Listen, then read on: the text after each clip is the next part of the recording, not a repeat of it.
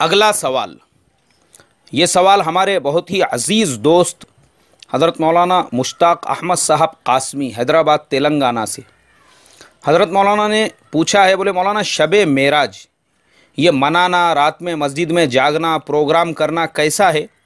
तेलंगाना में इसका आम रिवाज है। अगर पहले से ये तरीक़ा राइज हो तो इमाम को क्या करना चाहिए? भाई हमारे हज़रत मौलाना, असल में तो इस्लाम में इफ़रात और तफरीत दोनों चीज़ों से मना किया गया है। अब उमूमन हमारे यहाँ पे शब मेराज में वो पहले जो बिदात हुआ करती थी, खुराफात हुआ करती थी, तकरीबन उसका ख़ात्मा हो चुका है। अब हमारे यहाँ पर भी ख़ुद शब मेराज में लोग जमा होते हैं तो मस्जिद में शब मेराज का पूरा वाक़या सुना दिया जाता है। उसके बाद लोग अपने घरों पर चले जाते हैं।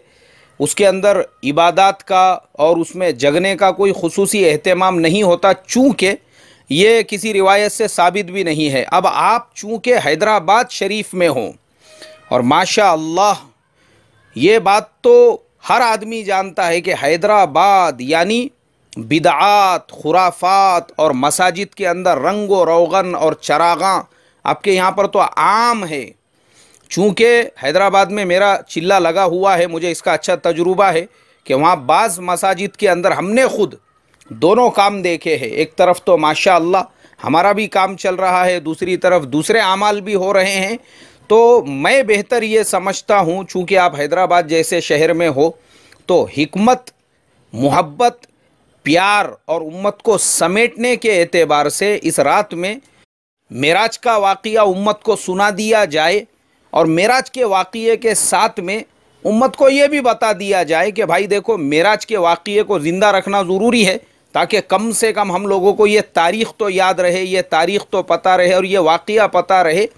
लेकिन उसी के साथ खुराफात से, बिदात से और ये बाकी चीज़ों से हमने बचना चाहिए। ये दोनों चीज़ें होनी चाहिए।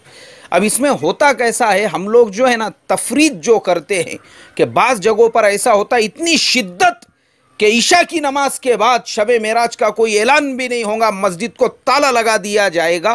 तो मैं इसको भी सही नहीं समझता हूँ, मैं इसको भी मुनासिब नहीं समझता हूँ, क्योंकि ये बहुत ज़्यादा गुलू और मुबालगा वाली बात हो गई। तो इससे बेहतर ये है कि बजाय इतना गुलू और मुबालगा करने के, कम से कम मेराज के वाक़ये पे रोशनी तो डाल ही देनी चाहिए। बाकी माशाअल्लाह आप मेरे से बड़े आलिम हैं, आप बेहतर जानते हैं और बेहतर फ़ैसला कर सकते हैं।